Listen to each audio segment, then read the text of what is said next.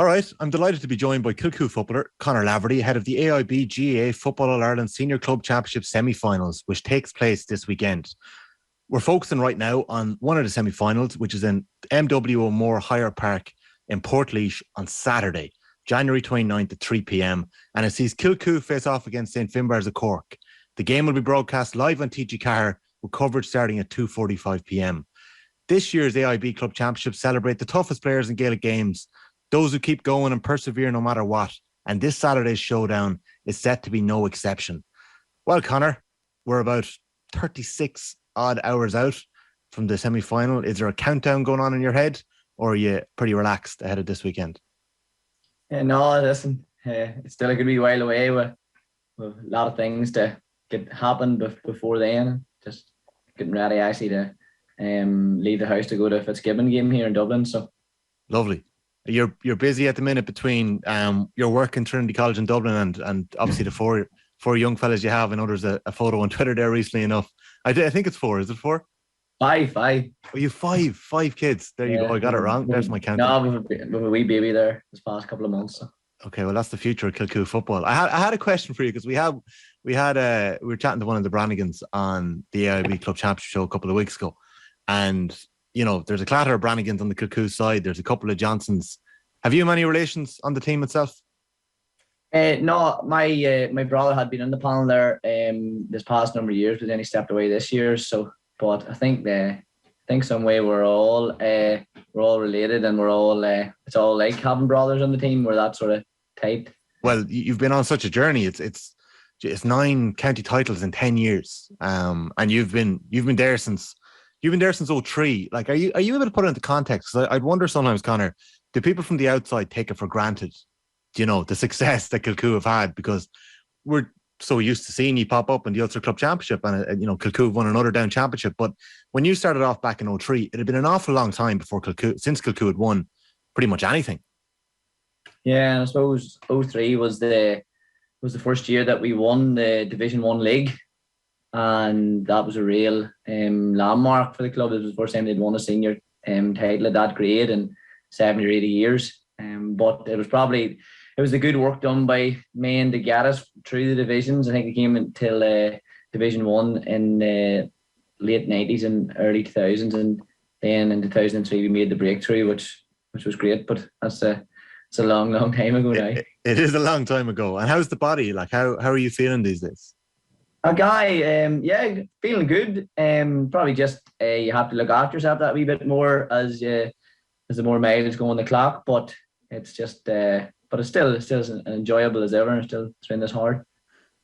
I would have spoken to Andy Moran quite a bit on the football pod that we did last year on OTB, and you know Andy's story is quite known in that he had a couple of severe leg injuries in and around the age of 29, 30, and he came back a different footballer, a different animal, won a Footballer of the Year in 2017 at the age of 34 or so.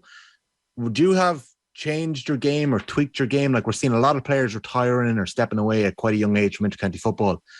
Did you find that you had to rethink the way you played football as the years went on?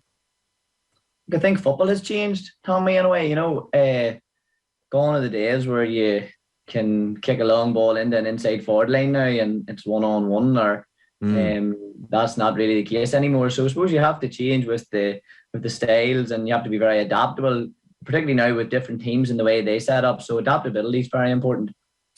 100%. And that's an interesting one looking into this weekend, because well, I know you'll do your due diligence and you have your 13, 14 days, and you probably had a half an eye on them as the provincials are going on. I can't imagine you have planned or had seen much of St Finbarrs over the last couple of years. No, and that's Mickey's form. Like, we never look past the team that we're playing. Like, we wouldn't have been even keeping an eye on anything else. Okay. We would have been really focusing on like the Glen and then match, and then the Derry-Gonley match. So yes. Then after, straight away, like, we were back the next night training after Derry-Gonley, and back into, then we started our process again of breaking down our own game, and then sort of starting the process of how we go about analysing the opposition. Okay, and like, I'd be interested in knowing what that's like at the top level of club football when you're in that stage when time is so tight. You only have probably a couple of sessions before, you know, in between a a provincial final and an All-Ireland semi-final, how much focus can go on the opposition team? I suppose that's like we're very lucky to have a very experienced management team, and they go into serious detail on their stats and on their analysts and things like that there. But I think the one thing that Mickey brings more than anything is concentrating on ourselves, making sure that we're ready to go. And probably is out of all the managers we've ever had, he's the one man who is solely focused on, listen, concentrating yourself, get our own house in order, and then we'll take it from there. That's interesting to hear that. As a man, I'm sure as we all know, your own ambitions, I'd love to know, I suppose, where you want to get to in management. You were over a down under 20 team last year that were incredibly impressive in the manner in which they conducted themselves on the field and off the field. You won that Ulster final against Monaghan, which was played in the backdrop of such tragic circumstances in the death of young Brendan O'Duffy of Monaghan. And, we heard some of your own players talking about their own teammates, one of their own teammates having passed away at club level the year beforehand. Some of those interviews that night have stuck with people since. It was remarkable seeing that. How has your own, knowledge of the game and your own ambitions in coaching changed over the last couple of years? I suppose I've always been interested in coaching from a young age, from being coaching's been my life, but even off the field, because of my job. I was a primary schools coach in Down for 10 years. And then I'm actually in Trinity 10 years this year. So I've always enjoyed that side of it. I've always enjoyed the sort of the detail and the breakdown of games and trying to study opposition. And so I really enjoy that side of it. And listen, I was very lucky to get the Down under 20 job, and we clicked together. The players and the management just sort of clicked, and we were lucky that we got a bit of success, but ultimately we fell short of that off our goal. Whenever you break it down, so yes, and we'll be back again this year, and looking forward to hopefully going on another journey. It was a really exciting backroom team that you put together last year as well. You had Sean Boylan working with you, and you had Marty Clark, and there's a clip doing the rounds over the last 24 hours of Marty Clark at one of Stephen Poacher's coaching sessions, and everyone's kind of listening into what he's saying about styles in the AFL and how things have changed. What's Clark like as a football brain? I was lucky to play with Marty for a couple of years before he went to Oz, and then whenever he came back as well. And he's a very intelligent player, and I always thought that we had a good even relationship between a centre half forward and maybe an inside forward. We'd always had good understanding. So whenever I was trying to get a management team together, he was the first person out of room. And people probably wouldn't know this about him. He, outside of the Kilcoo lads, he's one of the best trainers I've ever trained with. So he's a really physically or just even physically and mentally, he's an extremely good trainer. Very, very committed. Really can go to really dark places in his own training and all. So I would always have said that after the Kilcoo lads, Marty would be probably the next person that trained with. It's very interesting to see that, and I suppose that's something that between your own experiences in Kilcoo and someone like Marty Clark, that's probably something you're trying to impress on a group of young footballers like you had in Down last year. And I'd be right in saying you're over the 20s again once more this year, are you? Yeah, we're over it again, and we're just trying to change a few things and maybe create a different sort of culture that has been there maybe. So it's an exciting thing, and then whenever you added Sean into it, tell us what Sean brings to the party. Okay, it was mad. It was so funny how it all happened. Because then you had to go for interview. I was trying to put the best possible team because I don't like losing. So I was like, I'm going to leave them no way that they're going to say no to me. And I was just sitting and I thought of different men, even men within Down, and who would give us that, because I thought maybe our youth would come against us in a managerial sort of thing. So I rung Sean and I put it to him, and listen, it's great to be able to call on Sean Boylan a friend, lift the phone and chat to him about things over the years. So I rung him and he says, okay, he says, leave it with me and I'll come back and let you know. So he was meant to come back after the weekend. This was on the Friday I spoke to him. He was meant to come back on the Monday. And on the Saturday night, he phoned me. And I didn't answer the call. And I said to my wife, Rushy, and I says, I don't even want to talk to that man. Because, you know, if somebody rings you early, it's usually like, oh, I don't want to let you hanging on. You need to go and sort it. So I was like, I'm going to have to ring him back. So I tightened the stomach and took a big deep breath. And he was very quick and very short. He just says, I'll be absolutely delighted and honoured to come in the capacity that you want me to. And he says, sure, we'll chat soon. And I says, brilliant, happy days. And that was it. And I think we had over like 30 sessions because of the lockdown and things. You had to come back a wee bit later. And I think he only missed 2 out of all the sessions. Like, he travelled right to the far end of Down and all. Like, there was people just coming to our trainings to talk to Sean Boylan. Like, old men were coming to our trainings just to talk to him. I fully believe that. And because he actually, you know, Sean, someone we've been lucky to get on off the ball, and like when Sean Boylan starts talking, the stories just flow, and such a fountain of wisdom, as we all know. But I know that when he worked with the DCU Sigerson team back around 12, 13, I was in around DCU. I just left around that time. I was so jealous that I had missed the opportunity to be around being coached by somebody like that, because whatever about adding to your own management team, like what sort of an impact did it have on young lads in Down, 18, 19-year-olds? Yeah, and I think at the start, the young lads were sort of looking as if, because them lads wouldn't have remembered the teams of the Meath team, you know, the great Meath teams. They wouldn't have maybe have heard of Sean Boylan, because, you know, like, it's just different generations, really. So I actually got them to watch the RT program they done on Sean Boylan.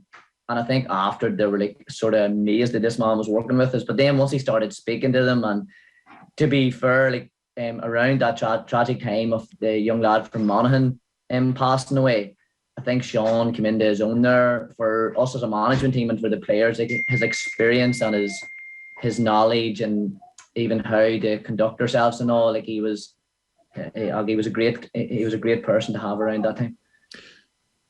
And so some managers, their style is to possibly do it on their own, to possibly, you know, they like having that control. Maybe you see it in different sports across the world.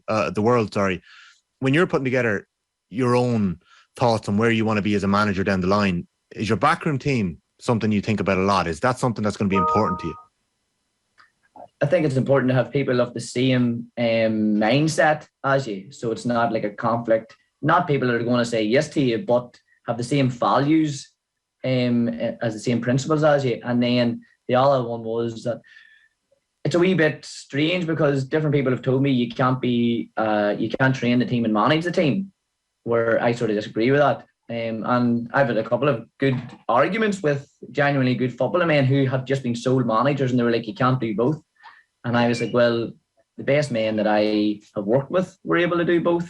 And then whenever Mickey came to Kilcoo, I had this thinking in my head. And then Mickey came to Kilcoo and he done both. And I was like, here, listen, if the best man in Ireland can do it, then, you know, it's a possibility that it's you're able to do it. That's very interesting to hear, because as we all know, there's a slew of young intercounty managers who first got their chance this year. And I know quite a few of them would be of that mind as well. They want to coach as well as manage. And it'll be interesting to see how that goes. Very quickly, was there contact with the Down Senior Board this year? You mentioned earlier on that you were worried that a young coaching team might go against you when you were looking for the 20s job initially. Can you talk to us about what happened this winter before James McCartan replaced Paddy Talley? Listen, to be fair, we were in the middle of Kilcoo Championship, so the sole focus was on totally Kilcoo. And listen, Kilcoo's number one, and that's the priority, and that's the way it'll always be. So, last one on this weekend, Conor. We've heard a little bit about the size of Kilcoo and being at the foot of the Moore Mountains.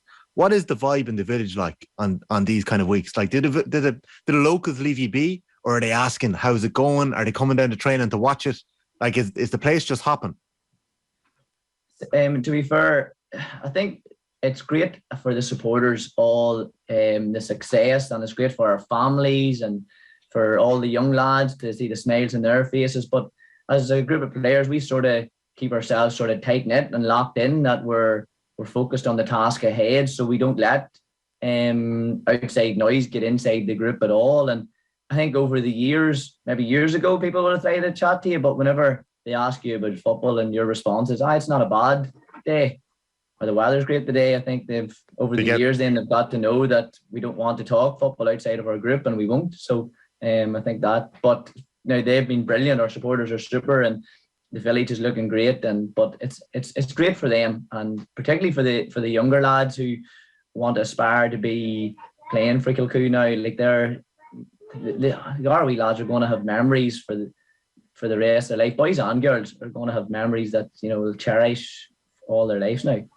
Yeah, it's a powerful thing, a group or a community all being focused or driven in the same direction and going on that kind of journey. So I can imagine, while they may have realised they can't ask questions about football all the time, they must be incredibly appreciative of where you've brought them over the last 10 years. So, Conor, very best luck this weekend against St. Finbarrs. It is the All-Ireland Club Football Senior Club Championship semi-final. It's in MW Higher O'Moore Park. It's Kilcoo against St. Finbarrs at Cork. 3 p.m. tomorrow, Saturday, live on TG Car, coverage starting at 2:45 p.m. This year's AIB Club Championship celebrate the toughest players in Gaelic games, those who keep going and persevere no matter what. And this Saturday's showdown is set to be no exception. Conor, best of luck and thanks a million. Thanks very much.